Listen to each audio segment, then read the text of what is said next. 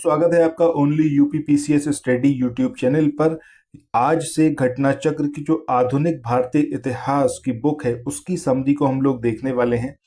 और daily base पर आपको इंडियन हिस्ट्री, इकोनॉमी और करंट अफेयर्स के वीडियोस देखने को मिलेंगे और दो शॉर्ट वीडियो देखने को मिलेंगे, जिसमें एक वीडियो रहेगा जिसमें सुबह 8 बजे आपको पूरा प्लान आज का कि क्या कुछ हम लोग आज कवर अप करने वाले हैं वो बताया जाएगा।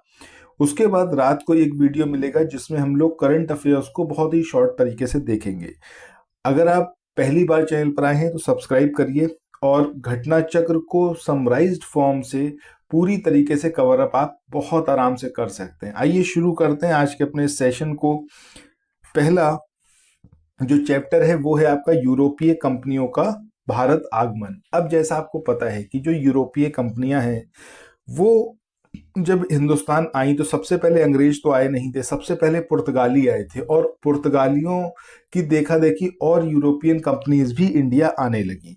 सो वो क्रम आपसे अक्सर पूछा जाता है कि किस क्रम में यूरोपीय भारत आए थे। तो सबसे पहले आए पुर्तगीज, उसके बाद डच, फिर अंग्रेज, उसके बाद डेन और उसके बाद फ्रांसीसी। यानी कि सबसे पहले आने वाले पुर्तगीज और सबसे आखिरी में आने वाले फ्रांसीसी थे।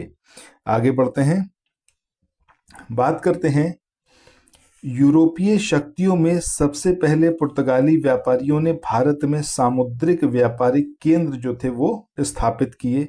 यूरोप वासियों को सर्वोत्तम शोरा और जो अफीम है ये कहाँ से प्राप्त हुआ? बिहार से प्राप्त हुआ। अंग्रेजी शासनकाल में बिहार ये अफीम प्रोडक्शन में बहुत ज़्यादा मतलब फेमस था, बहुत ज़्यादा यहाँ पर अफीम का प्रोडक्शन होता था। ये लिस्ट बेहद इंपॉर्टेंट है। जितने यहाँ पर को देख रहे हो पूरे नोट्स, ये सारे नोट्स जो हैं घटना चक्र के चैप्टर नोट्स और जितने डिस्क्रिप्शन क्वेश्चंस दे रखे हैं उनके डिस्क्रिप्शन को मिलाकर बनाए गए हैं। यानी कि आपको इसके बाद घटना चक्र की बुक उठाकर देखने की जरूरत नहीं है। एक तरफ यहाँ पर कंपनी दे रखी है और एक तरफ दे रखा है इस्टेब्लिशमेंट ईयर। सबसे पहले एस्तादो द इंडिया जो कि पुर्तगीज कंपनी थी, ये 1498 में इस्टेब्लिश हुई। वेरिंग द ओस्ट इंडिशे कंपनी ये है आपका डच ईस्ट इंडिया कंपनी का नाम, जो कि 1602 में इस्टेब्लिश हुई। The governor and company of merchants of London trading into the east Indies यानी कि ब्रिटिश ईस्ट इंडिया कंपनी, ठीक है, ये कब स्टेब्लिश हुई? 1600 में। डेन ईस्ट इंडिया कंपनी की बात करें तो ये स्टेब्लिश हुई है 1616 में। और कंपनी देश इंडेस ओरिएंटलेस ये स्टेब्लिश हुई 1664 में। आपसे एग्जामिनेशन में क्रोनोलॉजिकली अरेंज करने के लिए पूछा जाता है। सो अगर आपके पास इस तरह के शॉर्ट नोट्स नहीं होंगे तब बड़ा मुश्किल हो जाता है उसको अरेंज करना। आगे बात करते हैं पुर्तगीज की। सो मध्यकाल में सर्वोत्तम या फिर हम कहें तो सर्वप्रथम भारत से व्यापार संबंध स्थापित करने वाले कौन थे? पुर्तगीज थे। ये जो थे भारत में सबसे पहले आए थे 1498 में और सबसे बाद में गए थे यानी कि 1961 में। हिंदुस्तान की आज़ादी के बहुत बाद ये जो है हिंदुस्तान से फाइनली वापस गए हैं। 1503 यहाँ पर ये जो आप देख रहे हो ना ईयर और इवेंट ये पूछे गए हैं तो याद रखिएगा। 1503 में कोचीन में पहली फैक्ट्री स्टेब्लिश होती है। 1505 में कुन्नूर में दूसरी फैक्ट्री जो है वो स्टेब्लिश की जाती है पुर्तगीज के द्वारा। 1534 की बात करें तो इसमें पुर्तगालियों ने बंगाल का जो शासक था उस समय गयासुद्दीन महमूद शाह, इससे सतगांव और चटगांव में अपनी फैक्ट्रियां स्थापित करने की अनुमति प्राप्त की थी। किससे प्राप्त की थी अनुमति? गयासुद्दीन महमूद शाह जो कि बंगाल का शासक था 1534 में। और उसके बाद सतगांव और चटगांव में इन्होंने अपनी फैक्ट्रियां स्टेब्लिश की। पुर्तगालियों द्वारा हुगली इसको जो है बंगाल की खाड़ी में समुद्री लूटपाट का अड्डा बनाया गया था। 1632 की बात करें तो 1632 में मुगल बादशाह शाहजहां इन्होंने हुगली में पुर्तगाली बस्तियों को पूरी तरीके से नष्ट कर दिया। अच्छा, क्या आप लोग कमेंट सेक्शन में ये चीज़ बता पाएंगे कि पुर्तगालियों की जो बस्तियों को नष्ट करने का आदेश दिया गया था शाहजहां के द्वारा तो इसका रीज़न क्या था? मैं चाहूंगा कि आप लोग कमेंट सेक्शन में इसका आंसर बताएं।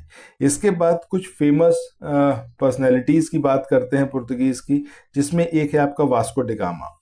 ये 20 मई 1498 को कालीकट बंदरगाह पर पहुंचा था और इसे भारत पहुंचने में अहमद इब्न मजीद, ये एक गुजराती था, उसने यहाँ पर इसकी हेल्प की थी, जिससे ये हिंदुस्तान पहुंच पाया।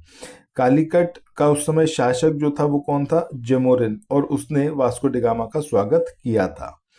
वास्को डी गामा ने काली मिर्च के व्यापार से, या फिर हम कहें तो पुर्तगालियों ने काली मिर्च के व्यापार से 60 गुना अधिक मुनाफा जो है वो कमाया था। नेक्स्ट इंपॉर्टेंट पर्सनैलिटी वो है आपका फ्रांसिस्को द अल्मीडा। ये पहला पुर्तगाली वायसराय और गवर्नर था। इसने ब्लू वाटर पॉलिसी यानी कि नीला जल की नीति इसको अपनाया था, ताकि जो पुर्तगीज हैं उनके व्यापारिक हितों को उसमें सागर में जो है वो सुरक्षित किया जा सके। और एक ये भी चीज थी कि अपने जो नौसैनिक शक्ति है उसका प्रभुत्व यहाँ पर कायम रखना। तो ये ब्लू वाटर पॉलिसी किसके द्वारा लाई गई? फ्रांसिस्को द अल्मीडा के द्वारा। 1505 की बात करें तो अज्जीदीप और कन्नानौर, यहाँ पर जो है इसने दुर्गों का निर्माण करवाया था। इसके बाद अगली इंपॉर्टेंट पर्सनैलिटी है अल्फांसो द अल्बुकर्क। बेहद इंपॉर्टेंट है, इससे सेवरल टाइम्स क्वेश्चंस भी पूछे गए हैं। इसे जो है भारत में पुर्तगाली शक्ति का वास्तविक संस्थापक माना जाता है। 1503 में इसने जो है कोचीन में पहला दुर्ग बनवाया और इसी को भारत में पहला यूरोपीय दुर्ग भी माना जाता है। और उस टाइम पर ये गवर्नर नहीं था। 1509 में ये गवर्नर बन के आया। 1510 में बीजापुर का जो शासक था यूसुफ आदिल शाह, उससे गोवा छीनकर अपने अधिकार में इसने कर लिया। और 1511 की बात करें तो मलक्का पर अधिकार किया। 1515 की बात करें तो हरमूज यानी कि फारस की खाड़ी के मुहाने पर जो स्थित है उस पर भी इसने अधिकार कायम कर लिया। ठीक है। इसके बाद नेक्स्ट यहाँ पर हम बात करते हैं नीनो डी कून्हा की। तो 1529 से लेके 1538 तक ये गवर्नर की पोस्ट पर रहा। कुछ इंपॉर्टेंट गवर्नर्स देखें तो 1961 में जिस टाइम पर फाइनली पुर्तगीज हिंदुस्तान से गए, तो गोवा का जो पुर्तगाली गवर्नर था या फिर गवर्नर जनरल था, उसका नाम क्या था? मैनुअल एंटोनियो वासुलो द सिल्वा। और भारत की स्वतंत्रता प्राप्ति के दौरान जो गोवा का गवर्नर था उसका नाम था जनरल जोसे फेरेइरा। ठीक है, बोसा। ये सारी चीजें हैं जो आपने यहाँ पर देखी हैं। अब आज के इस वाले सेशन को यहीं पर एंड करते हैं। कल से हम लोग जो देखना स्टार्ट करेंगे वो इंग्लिश को देखेंगे, ठीक है, यानी कि अंग्रेजों को। जाने से पहले एक इन्फॉर्मेशन आप लोगों के लिए ये है कि अगर आप लोग फुल लेंथ कोर्स को ज्वाइन करना चाहते हैं तो उसको भी आप ज्वाइन कर सकते हैं। आपको सिंपली व्हाट्सएप मैसेज करना है 9027281376 इस नंबर पर।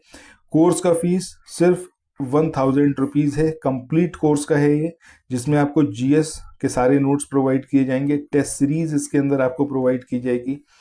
इसके अलावा आपको 11,000 एमसीक्यू प्रोवाइड किए जाएंगे। तो ये सब कुछ मिलेगा आपको फुल लेंथ टेस्ट सीरीज में, या फिर हम कहें तो फुल लेंथ कोर्स में। इसके लिए आप लोग 9027281376 इस नंबर पर व्हाट्सएप कर सकते हैं। और इफ़ इन केस आप चाहते हैं कि आप फुल लेंथ कोर्स में एनरोल ना करवाएं और सिर्फ आप इंडिविजुअल सब्जेक्ट्स के नोट्स चाहते हैं, तो घटना चक्र की आप समरी पीडीएफ ले सकते हैं। इंडियन हिस्ट्री की, ज्योग्राफी की, पॉलिटी की और एनवायरनमेंट की, इन 4 सब्जेक्ट्स की सेपरेट आप पीडीएफ ले सकते हैं। साइंस, इकोनॉमिक्स, यूपी स्पेशल, ये सब आपको फुल लेंथ कोर्स में ही मिलेगा। और जो एमसीक्यू मैंने आपको बताया 11,000, वो भी आपको फुल लेंथ कोर्स में ही मिलेंगे। सो ये सेशन कैसा लगा कमेंट सेक्शन में बताइएगा। बाकी मिलते हैं नेक्स्ट वीडियो में। Thanks for watching, have a nice day, bye bye.